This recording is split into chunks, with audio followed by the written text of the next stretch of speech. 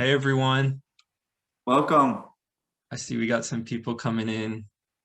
Appreciate you guys being here. We're going to wait a couple minutes and let people join.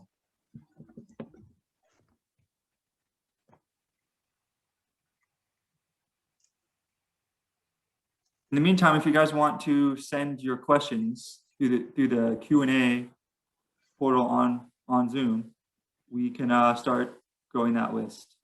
We know some of you have sent us some beforehand. We appreciate that. But go ahead and send them in. So Tyler and I decided to do a different approach than the last one we had. For those of you that were with us then, we appreciate you guys coming back. More informal today. We just want to open it up to people that have questions, like Tyler said. We've gone through and fielded some that people have sent from social media, online, they're emailing. We're excited with all the engagement that's coming. So we thought this would be a great way to open it up to everyone that wants to hear more about specific things of what we're doing and what Caddy has. I can just pick a couple questions here. We could start with that. Tyler, do you have any off the top of your head you want to start with? You want me to just pull one of these? I'll start with an update. So guys, we've been overwhelmed with, the amount of positive response we got from the start of our campaign. We work really hard. We know this is not an accomplishment. It's more of an obligation to investors to return, to grow our value and have a great return on investment. So that's really been a motivating factor for us. Over the last couple months, we made a big decision to grow our office space in our warehouse, and we're moving to the capital of the golf industry, which is Carlsbad. That's a great place for us to meet and grow technical partners. So, this morning I had several calls with some potential partners, whether it's for our software development or advanced RFID technology that we're creating, user experience. So we're real excited to start implementing that as soon as we can. I'll just jump right into it. I see the questions are coming in. One of the questions that we get all the time, and I answered this before, but I want to answer it again, which is like, why do golf courses, why would a golf course want the Caddy technology? Like, are you taking away from the pro?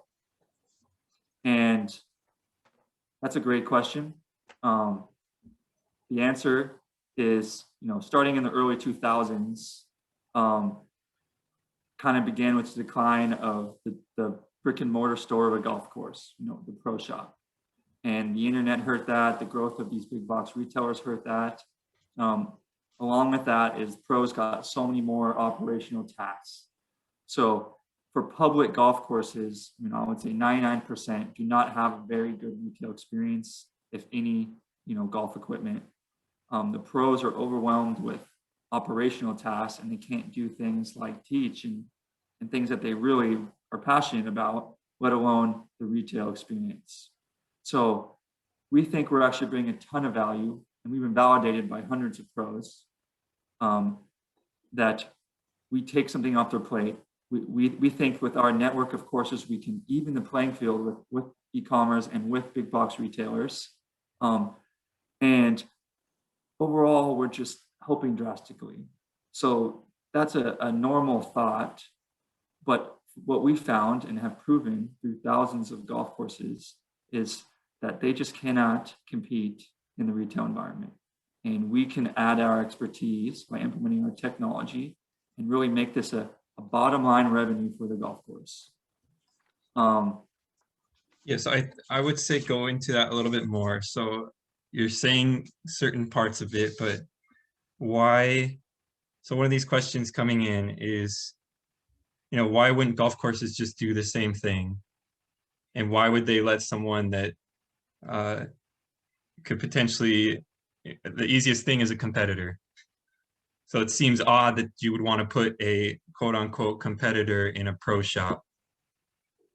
You're answering some of that, but I feel it's important to explain what actually is an environment in the pro shop. which is a head pro who's overwhelmed most of the time with just handling cash and managing a tee sheet, as opposed to being out customer facing, potentially playing rounds with some of the golfers there, which we know that's a model that private clubs do very well. Do you want to say something about that? I'm sure you have some thoughts.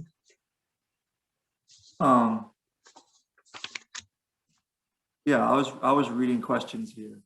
Just answer your own question. Like the vast majority of public golf courses are just really getting revenue from rounds, buckets, and lessons. So then the question becomes, what are they really selling in the pro shop?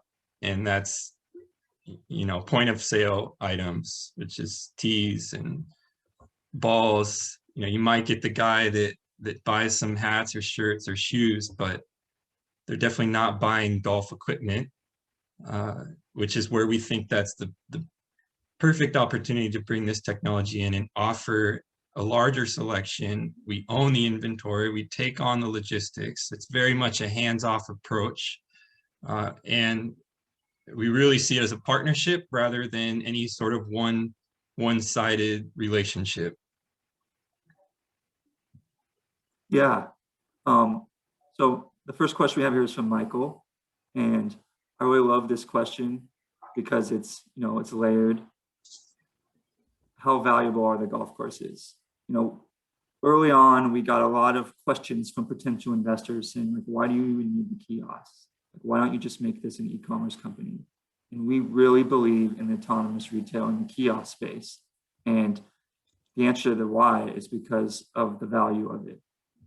We believe that once you earn or win or get access to the golf course by putting our kiosks, we actually gain access to all of their customers. And golf customers in general are a powerful demographic of our economy. And golf courses are not doing a very good job of really taking advantage of this golfer demographic. So once we install our kiosks, not only can we sell golf clubs and create this awesome demo experience and add value to the golf course, we then can leverage that space to do other things. So like we're working on self-fitting, self-teaching technology. We're working on, connecting our kiosks to our e-commerce site where we can deliver products to people's houses, last mile delivery. There's just so many pieces of technology where we can advance this experience. And so we, to wrap it up, we think there's so much value on a golf course, and it's valuable real estate in general that cannot be built on, but is in the center of the cities, of all the major cities and all the major golf markets. And it's just ripe for innovation. So, this can kind of segue into and follow up on my last answer, which is, people aren't trying to take advantage of the golf courses very well. We're leading that field. There's so much interest. So every day I get golf courses emailing me, asking me how they could get the kiosks. And that's awesome. That's awesome. We want to be able to just throw these out onto the courses and really start, disrupting the way products are bought. Yeah, so I think it's also important with what happened during the pandemic and COVID in terms of what we did as a company, and what Caddy decided to do was that pivot, which we've been talking about, from moving more to e-commerce. And we rode that wave, we rode that success that golf saw last year. I think, like most people, it's somewhat unknown. What does that mean going forward for golf? We hope that it stays what it was in 2020. But there's a question here about the current locations, and I think that's important we should talk about because we get that once in a while. So this is Cameron Stein. Sorry if we butcher your names. Are there current locations in California? Do you have plans to expand to California? So we're based in Southern California. Tyler mentioned, we're in the process of relocating to Carlsbad, which we're excited about, to be in the belly of the beast, so to speak. So we imagine that will be the relaunch. Tyler, if you want to add anything on this in terms of like what our regional expansion looks like, but I would just emphasize that we're very much focused on the experience itself, from the core of what the technology can do and the best experience that we can offer before we really take that next step to relaunch it to a market, whether that's Southern California, Arizona, Texas, Florida, a lot of these markets there. And then as we move up to the colder parts as well, lots of opportunity, but a main piece of what we're doing now is building that omni-channel, allowing people that don't have direct access to a kiosk to also have the experience done through a mobile and website version as well. Yeah, so 2019, we spent much of 2019 launched our kiosk in Central Florida. It was, I would say, a great success. At the end of the Florida golf season, we moved to Southern California and we're on 2 courses in Southern California. And we learned a lot. One of the things that we learned was golfers need to be educated about what we're offering before they get to the golf course. That led to more challenges, which is like we need to do more advertising, more marketing. So that the next step was to raise more capital so that we could do a proper launch in golf markets.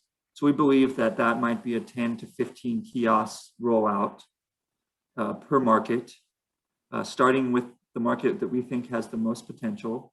That might be Southern California, that might be Arizona, that might be Myrtle Beach, and then replicate that quickly, multiple markets at a time throughout the South where the weather is best with the least seasonality. Then quickly move maybe to, we know that the Midwest has some of the best golf markets.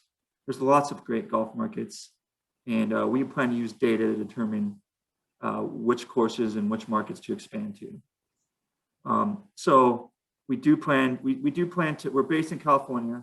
There's lots of logistics why that is a great place to start, but then we do plan to move to other great markets that have strong customer bases.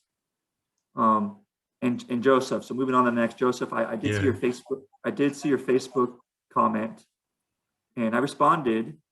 What I would say to investing more money is, unless you want to invest, say, over $25,000, I would do it through Start Engine. You get perks, and they regulate it, and there's little legal fees attached. If you want to discuss this offline, go to our social medias and send us a message, and I will personally communicate with you. For everyone here, we always try to respond to every piece of correspondence through all of our socials, through our website. They come directly to my email.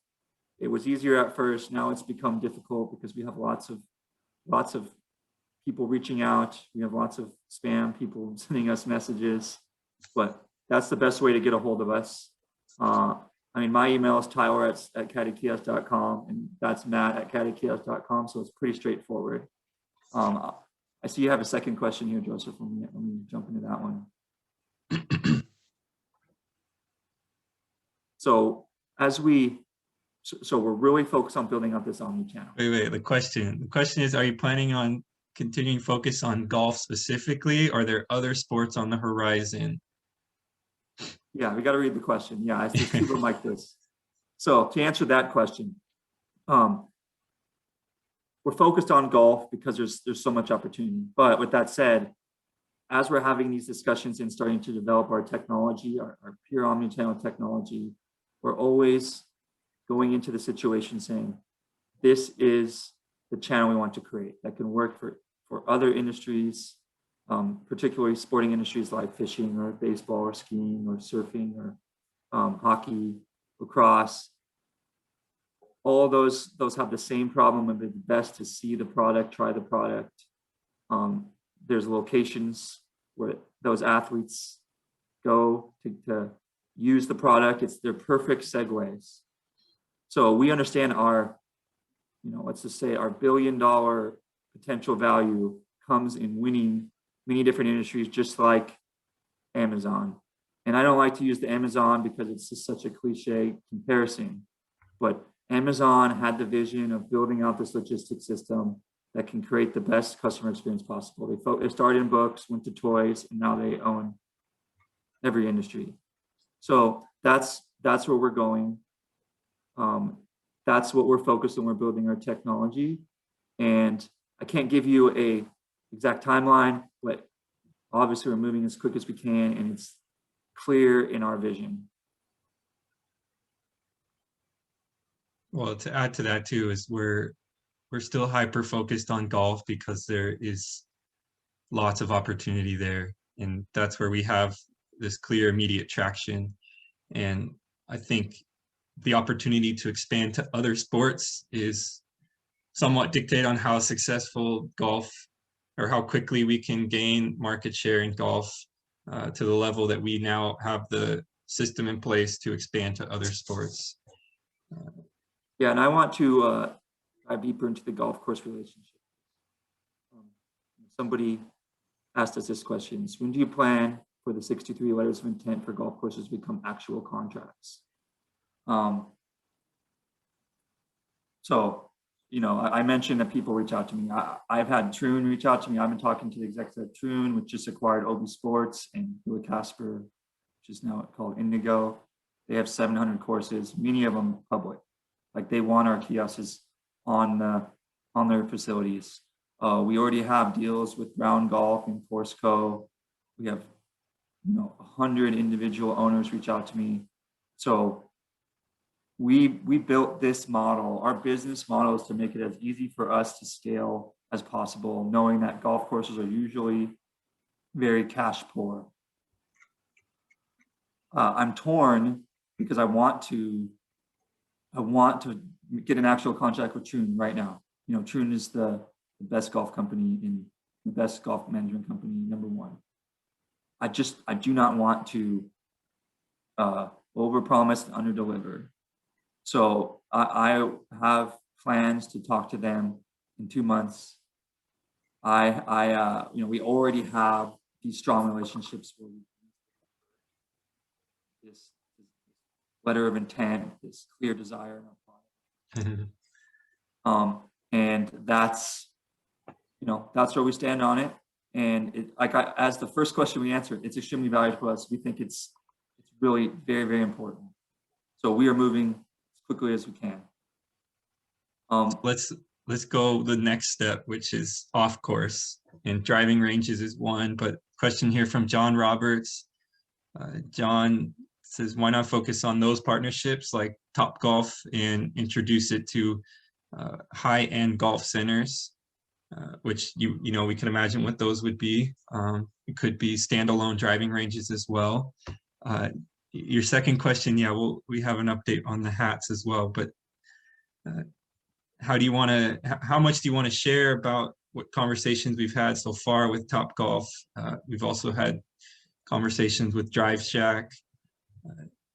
Tyler, do you want to share some information? I think what I would answer with is that, those are relationships we have. Those are conversations we have. We're fortunately just in a conversation last week with some of these partners or potential partners. And it comes down to strategy, I would say, in terms of what they want from us and what we can do for them and how that fits into our mission and our vision. If that aligns, I think there's a really unique opportunity there as well. But it's really critical for us to make sure that it fits the process and the system that we have in place. Yeah, so last week I talked to Topgolf. I've been talking to Topgolf for 4 years. And Topgolf has always been an interesting conversation because they require us to slightly change our products because they want to have half sets in there or full sets in there for people to try. They had ownership from Callaway or 25% investment 4 years ago in Callaway. But that doesn't stop us because we see a really big opportunity there. One of my pitches to them is they have 11 million new golfers. golfers that are just getting introduced to the game. The golf industry, there's a steep learning curve to buying golf equipment. The golf industry basically says, we do not care about you new golfers. Like you're going to have to spend thousands if you want to get into the game, and you're going to have to go on eBay and buy a random set and just show up and figure it out. Topgolf could be that location to go. Like, as we mentioned, this omni-channel, use our mobile app, use our e-commerce, visit a Topgolf, try the clubs, buy the clubs. They really loved that. We were making headway where this was a deal that was going to happen. Pandemic kind of shut it down because they were probably where they were going to go out of business, having to close all their locations and being very highly leveraged. I reached out recently because we're in a position now to make that deal successful. Now we're just prioritizing our strategies. So we have to make some edits, some manufacturing changes to be able to offer a full set, at least a half set of clubs. It's something that we envisioned from the beginning. So it's not just Topgolf, Drive Shack. They came in when we launched in Florida. They took us out to a location. They hosted us as an event. They were trying to wine and dine us. They showed us all their technology. They obviously have much fewer locations. There was some strategy there. It's like, are we going to alienate our ability to work with Topgolf if we, work with the few locations that Drive Shack has? And now putting facilities are popping up, and we've met with Next Links and Putt Shack and a lot of them because they have the same problem. I mean, there's a way where, like, one of our most successful products on the golf course is Scotty Camerons. And like myself, I've never owned a Scotty Cameron until I tried one when Caddy started. And I'm like, oh my God, there's a noticeable feel difference on a Scotty Cameron. Now I probably wouldn't go back. We have dozens of examples where we gave a Scotty Cameron through our kiosk to a customer, and they bought it after they made putts during their round. It's just very clear. So I think there's so much opportunity. We want to take advantage of that. And I think time is on our side. And I think the pandemic has put a fork in it because Topgolf's, they're probably starting to survive and thrive now again. But there's been that ownership change. So timing will work its way out. I see we skipped over Brian's question. Yeah, let's ask his. I'll ask the question here and then I'll answer it. How do you feel UTry through Global Golf could impact your business when they basically do the same thing except send the clubs to customers, allowing them 2-week trials? Yeah, good question. I would also turn that on them too. Like, how do you guys feel about UTry? We launched before UTry, but UTry, I consider UTry not a great experience. For one, it costs $25 a club. There's long shipping periods. It's still that difficult lack of feedback. So you're just hitting balls. Like, we're developing this self-fitting system, this data collection, sharing to the customer system. We're really looking how we can innovate. They're just offering the clubs, making you pay $25 per club and making you wait for shipping. Often they don't even have the specs you need or the ability to offer different things. When we show traction, I'm sure they'll try to upgrade this, but it's not a model, disclosing more than I probably should. I think it's just a model for them to turn new clubs into used clubs to sell them online as used. And if that's something that, if you do not see the value in the data and the ability to get it instantly, buy it instantly, have all this data transparently logged, compare different models, compare different brands instantly, then maybe that's the way to go. But I think this has to be done in person. I think this has to have the instant feedback. I think the data collection needs to be there. I think it needs to be cheaper. And I think that our foundation allows us to create advanced technologies to essentially give you all the data you need to fit you to the right clubs every single time without any bias. So you can tell I love that question because it gets me fired up over here. Yes, I want to. I just see these chat questions coming in. I would also say we're getting lots of questions, and if we don't answer those, I hope that you guys will reach out to us after the call. Feel free. We'll make sure we give you guys our information if we can't get to your questions. This one's from Dario Orlando, and he's saying, when I'm looking to test, he wants to try 5 or 10 clubs, but paying $10 per club per session can be expensive. So how is Caddy providing a diverse experience? So some misunderstanding there. So $10 is for unlimited rentals. It's not just for per club demos. And that $10 buys 6 hours of time. And during that time, you can test anything in the kiosk you want. And it's enough time for you to take it on a full round. At the turn, you can come exchange it out, as well as, you know, the practice range itself, whether that's before your round or you're just coming out during the week. You can use the kiosk to try all the products in there for $10. It's not tied to just one club. So I want to make sure that's clear.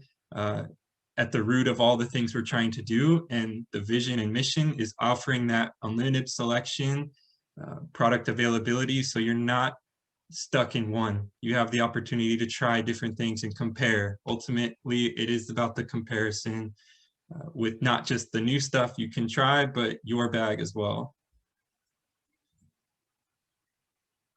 Yeah, and I want to answer this question. I feel like this is a great question and allows me to go deeper. What sets you apart from the Dick's Sporting Goods of the world? So you know, golf is a legacy industry. It's slow to innovate. There's problems in manufacturing, logistics, and I think that hampers the retailer. You know, what the back-end technology that Caddy's really mastering, which allows us to offer this autonomous experience, is what we call the tracking of the product from the sourcing all the way to sale. And what that does, it allows you to collect data all the way and create this amazing data story for the entire products. So, you know, Dick's might be doing this on the back end, but they're not passing it on to the customer. And without them tracking the product in store, so in almost every segment of retail, that once the product hits the sales floor, it's actually dark. And there's data showing that up to 10% of products goes out the back door without being tracked. It has to be manually scanned or looked at by a person. When able for the world to transform into autonomous retail, they have to use cameras like Amazon's using to track the humans and the people, which is, you know, very expensive. Amazon uses cameras because it fits into their data technology and their desire to collect certain data, so and they have the money.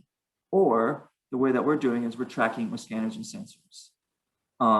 And there's so many ways that we can go deep into this type of technology.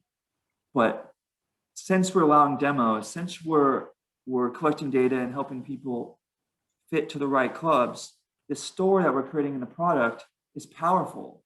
And in my last update, I mentioned this digital world. The world's moving to digital. So like Dick's, for example, in 2020, they actually made this secret pivot to become an e-commerce company. And it was so massively successful that I think they're becoming an e-commerce company. They're also seeing that, wow, this is the depth of the digital world is coming. And that's with data, and that's with tracking the product. So we foresaw this in 2016, that if we can create this live inventory system using cloud computing, then we can collect data and share it with the customer to make this amazing experience. And I'm already deep in this rabbit hole, so I'm also keep going. Imagine if you knew exactly where every single egg you bought, say the data is like this egg was hatched on this day from this chicken from this country and it was arrived at this grocery store at this time, and you buy it through a mobile app. Like, wouldn't you rather know this egg is good than just go randomly pick a thing of eggs off the grocery store? Like, now just let that expand on, that's how the digital experience could be moving forward. And that's where our kiosk is, which are cloud computing systems. can now connect that world to the real world in the perfect setting, which is on the golf course. So that might have gone over your head, but I think that's Well, we could massive difference. I'm gonna keep going. So they use legacy systems. It's different. It's going to cost a lot for them to change the way they do things, and that's where we come in and disrupt everything. And that's where I think this company becomes massively, massively valuable. And I wanted to take this moment to have these conversations because this is where it's going. This is where your investment, it gets 100x return. And we present the story so everyone can understand it. But really what we're creating is this, really awesome retail platform. Yeah, so there's there's lots of exciting things happening with blockchain and these NFTs now. I was just going to say now, so now imagine that you are buying a pre-owned golf club, and you could see the history of everything about that club and how many times it exchanged hands along the way and where it was built and manufactured. And I think it's partly abstract. Well, I don't know, it's because it's such surface now, but that idea is there now. This technology is already happening. And then when we apply that to an existing omni-channel, I think it opens the doors to lots of opportunities that don't seem tangible now, but add lots of value when you can actually go to a store or go somewhere and see all the product history that you want to buy. And God forbid it could tell you like it's a counterfeit too. And now you really know, okay, this product I'm buying on eBay, not to use them, but you can actually have some visibility on that product before you purchase it. Yeah. Brian, I think we answered that one. How do you plan to expand to other states? So that's the regional approach. I think that we addressed that earlier. So I know we're at time. I guess we could stick around, Tyler. We can go, maybe 10 more minutes. We've got to jump into other meetings, but for those of you that want to stick around a little bit longer, we can keep sharing some things. I think the safety of the kiosk and the security of it, which we get a lot of comments and engagement on. So this question here from Cameron Stein again, what's stopping someone from taking the demo club from the kiosk and replacing it with another club? Tyler, I'll let you answer that one, but similar questions that we get online as well in terms of the theft of it. We have patents pending. And really what they're pending on is the scanner and sensor systems on the club and the live tracking and sourcing the sale. So, I kind of touched on this, but for one, it's attached to the account, the user, and their credit card. So I think that's one way that stopped people from stealing from us. It's never happened. Two, it's difficult to remove the sensors. They break. They won't accept the club unless it has the sensors. So this is really a lot of the back-end technology that we built, and it is proprietary to us and the user flow that we've created. That's obviously, when we built this kiosk, that had to be one of the first things we thought about is, okay, we cannot lose any $550 drivers. How do we ensure that this never happens? And we tested many different systems before we built it using the sensors and the scanners that we use. So, just because everyone here is interested, I'll go a little bit more into the technology. Our kiosk is constantly scanning every 5 seconds every product in there and registering it and sending it through the cloud to our system. So it recognizes when one's gone, it recognizes when it returns. When you want to return it, you put the club near the kiosk and it just senses it, scans it, says, "Welcome back, Brian." And doors start moving, open the door, you put it back, scans it all again, recognizes that it's back, and says, "Thank you very much." So, in some of my emails and some of my correspondence I've sent out, we mentioned how we didn't have a failure for 6 months. And that's a really big success because it's not so easy to make sure that it reads every club every time perfectly. So I can, 2019, we're on the courses that we went from, not 100% to basically 100%. And that's it was a big accomplishment for us and really shouldn't be overlooked. Sort of parlaying that is the kiosk itself and how to offer selection, which is another big question that comes, whether that's women's or lefties, which is big. Everybody says something about lefties. I'm a lefty. I ride or die for lefties. So anybody lefties out there, I respect it. We will offer as best we can that experience for lefties too. The kiosk is modular, which means cabinets can be added to extend to as many products as needed to fill and fit the selection. So that's different shafts, exotic shafts, upgraded shafts, custom shafts, stock shafts, different lofts. It all just becomes somewhat course dependent in terms of the transaction and activity happening there, but we can add as many cabinets as needed to offer the selection needed based on the data coming from that course and the type of products that users want there. Yeah.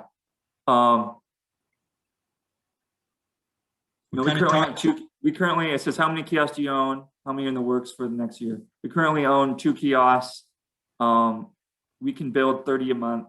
They're hand built overseas in Europe.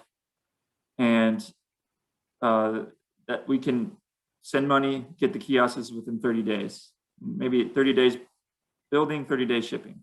So we just haven't placed an order yet, but when the time is right, we can easily do that. One other thing I want to mention here is what happens to old rentals that are not sold when new inventory comes out. We have developed, as this is a very important part, channels to sell our demoed inventory instantly. And we did that by partnering with other companies that buy and sell golf products. And because we built that pipeline, that's become a really big strength of ours and actually a profit center for us. Yeah, which also goes into what happens on the course when the club is beat up or damaged. We just filter it out. You know, we're very aware. We have the technology to track that, whether that's cameras and sensors built inside the kiosk, and we circle those out and then redistribute them, as Tyler's saying.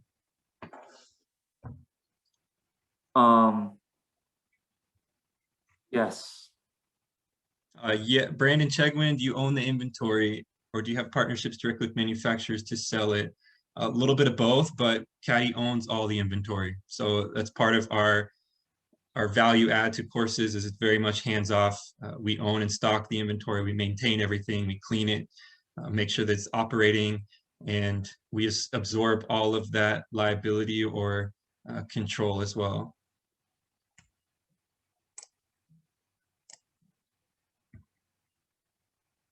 So how does Caddy get your swing data during the demo?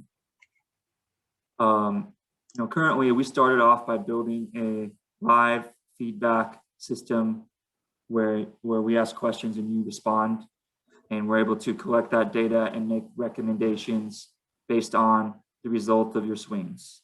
We felt that was the first step to really being able to recommend products. One use case is, let's say you're a 65-year-old avid golfer and you haven't had an ability to try clubs, and say you traditionally use a stiff shaft with a 9 or 10.5 degree driver, and we have this live feedback system and we recommend, hey, why don't you try the TaylorMade Sim at Senior Flex at 12, compare it versus a Callaway at Senior Flex or regular Flex at 10.5, as a quick example. And I think that's one of the ways that you have a clear improvement when you have the right shaft and the right block. And I'm simplifying it, but that was part of the reason why we had so much success during our testing, because if you've never tried a senior shaft and say you might be on the verge of needing a senior shaft and you were using the wrong shaft, you'll clearly see a vast improvement. So I go like one piece of data that's really attractive for investors is 33% of people that demoed a club. Mind you, no people were there to buy a club. They just happened to see us as they were coming to the range or going out on the round, bought a club from us. And that was probably one of our best successes, is that, wow, people are actually seeing clubs, or they're having a favorite. They're able to easily recognize that this club performs better. And it's the whole golf industry is pushing you to go get fit. It doesn't take a pro to see that your launch angle is better, that you're getting better distance. And if you can clearly compare it to your current driver, you go, wow, I'm hitting it better. I'm hitting it straighter. I'm hitting it higher. I'm hitting it longer. And that's what we did initially. Well, what we're working on now is a partnership with one of these Arcos-like companies to collect that basic swing data and present it directly to the user as they use the club. And that's how we can create this fitting experience that we can give away for free, that can be comparable to other experiences, and be much better than just buying online and buying through big box retailers.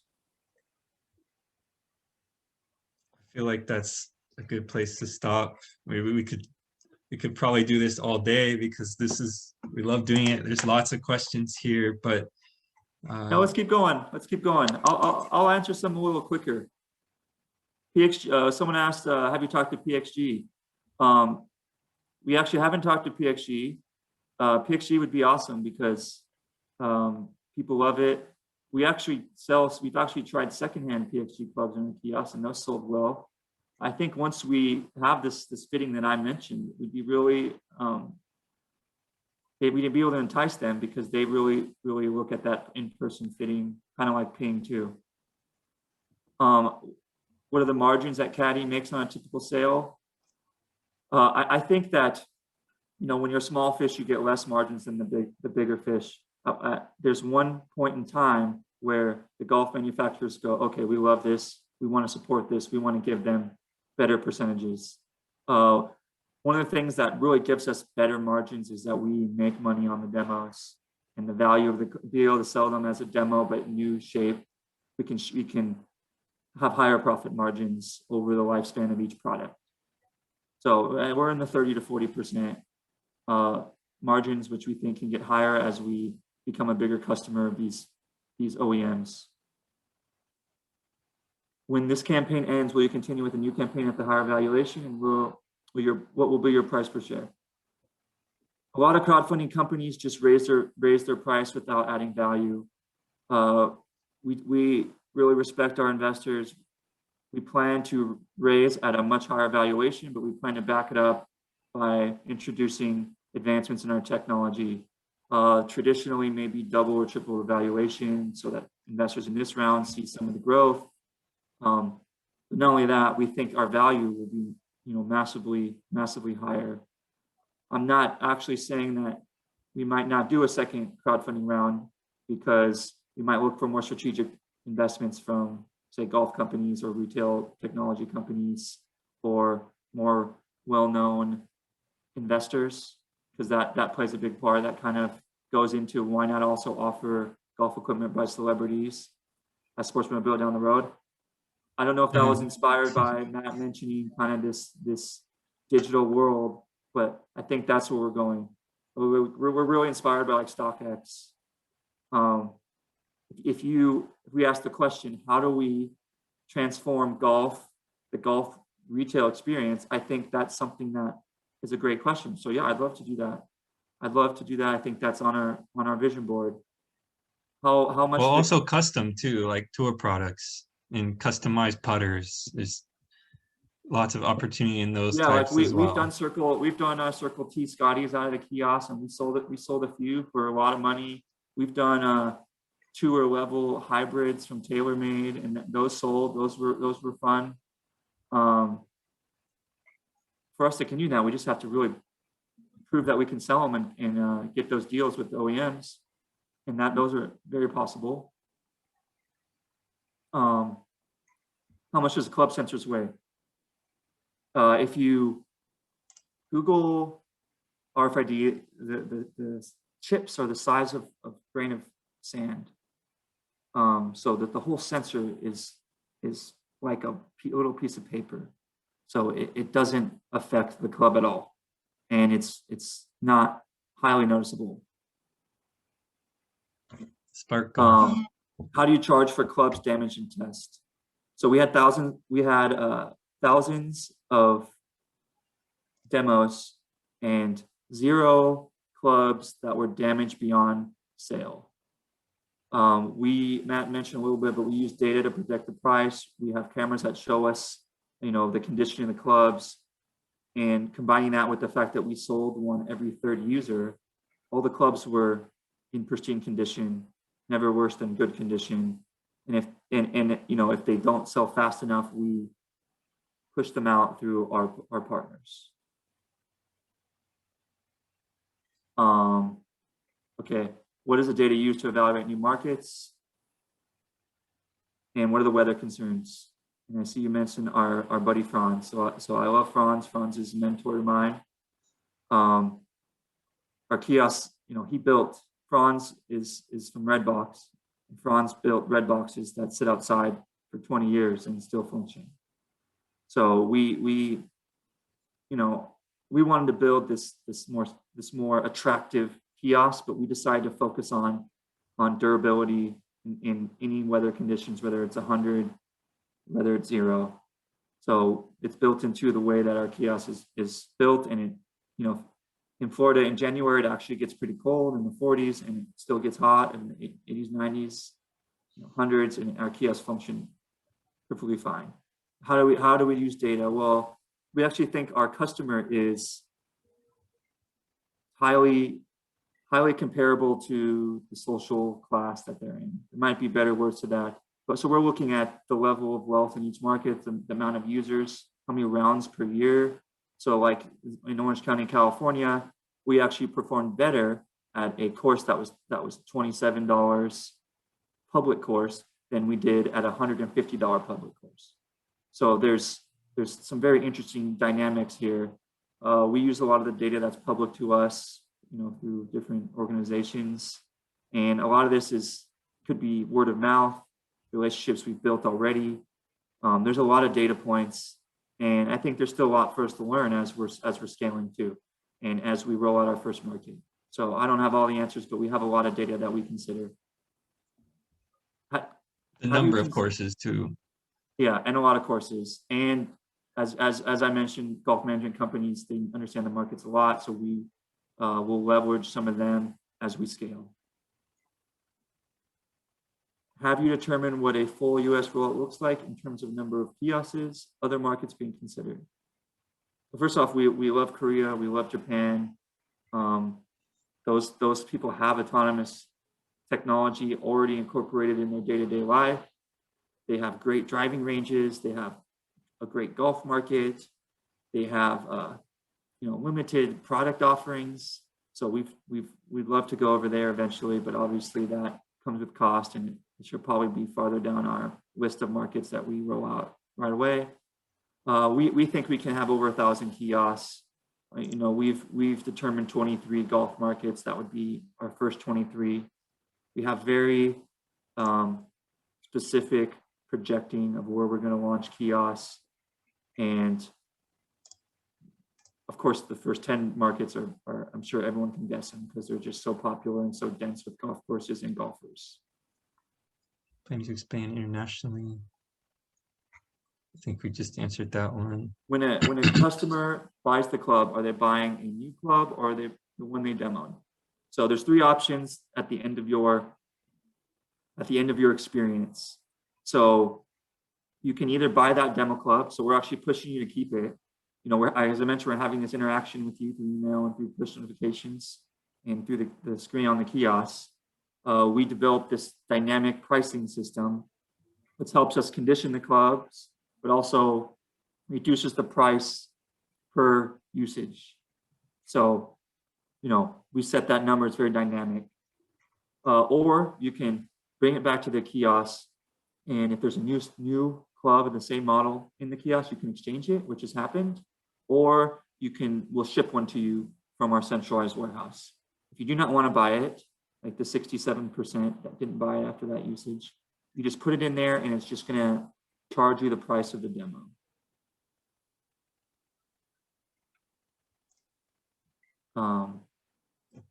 If someone wants to work with you, any internships available? Yeah, send your resume. You can send it to my email. It's matt@caddykiosk.com. We are hiring, so that's part of what we're using our funds for, building out our team. So we are fielding resumes. Anyone that's excited, you have talent, you want to be a part of this, we're open to talking to you and having that conversation. Yeah, so here's some roles that yes. we're looking for. We're looking for a head of product. That's kind of a really important role for us. We're looking for salespeople, someone that can head our sales department. In particularly someone that is experienced in the golf industry and buying and selling golf clubs, whether that's with an OEM or with a retailer.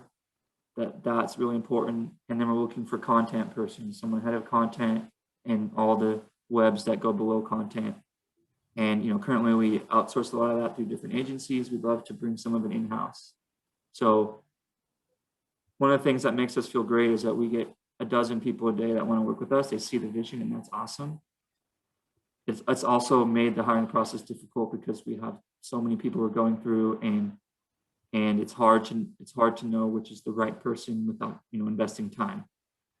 So if you really believe you want to be in the entrepreneurship world, which is not always easy and long days, and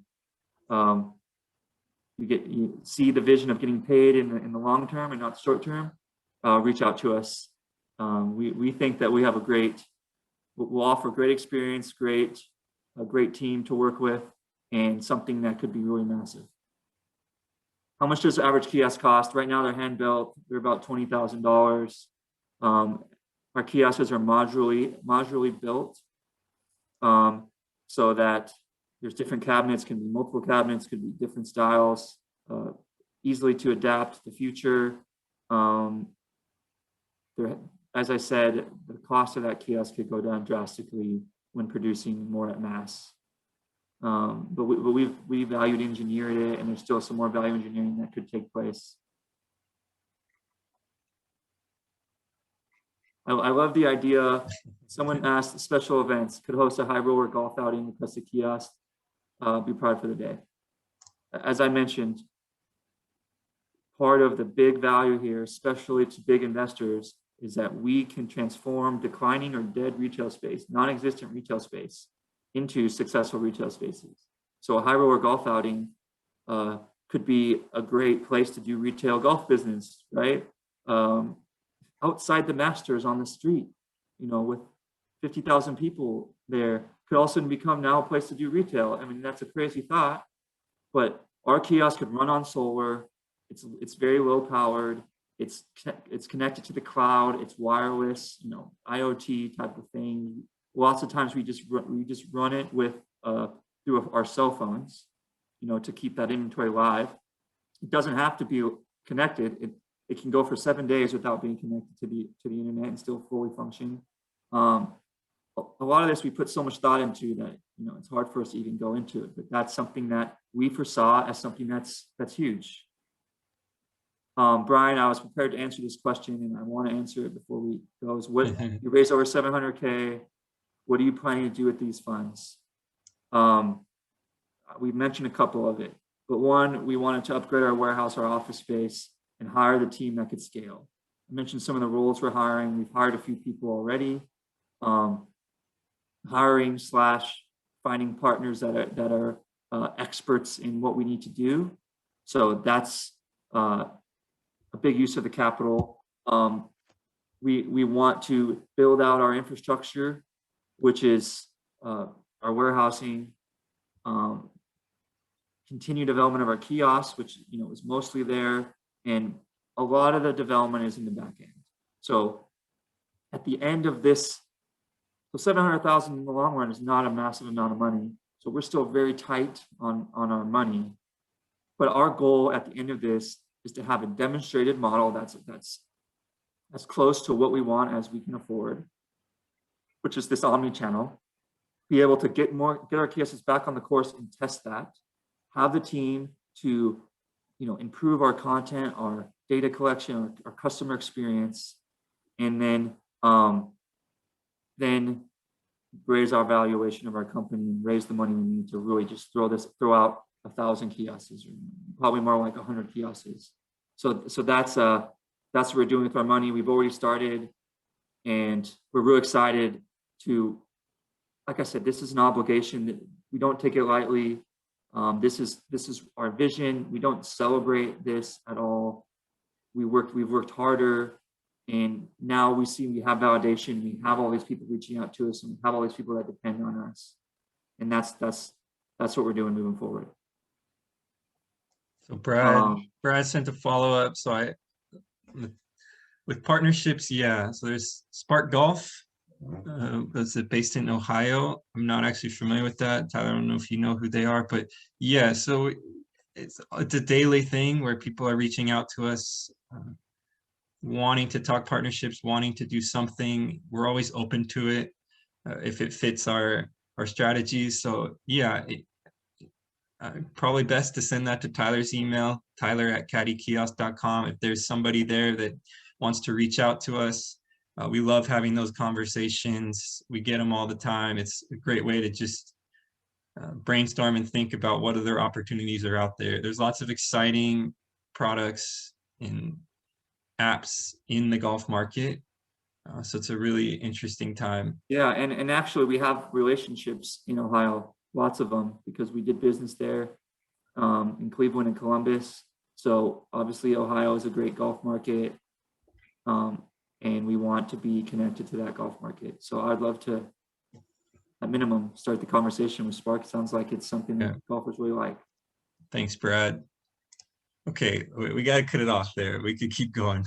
We got to move on, but appreciate all the questions and the time. You can expect us to do more of this going forward as well. Yeah, so we'll have another one. So save these questions. We'll have another one before the end of our campaign, which is, we'll have another one in 2 or 3 weeks. So let's plan for that. If you guys are interested and still want us to do these, we love talking about it. And we really want you guys to understand the vision. So with that said, thank you for your time. Thank you for your questions. Thank you for your interest. Thank you for believing in Caddy. We really want to reach our goal here by the end of our campaign. So share it with anyone that might be interested. Now that you have maybe a better understanding of how our innovation is going to take over the retail world, not just in golf, but moving forward.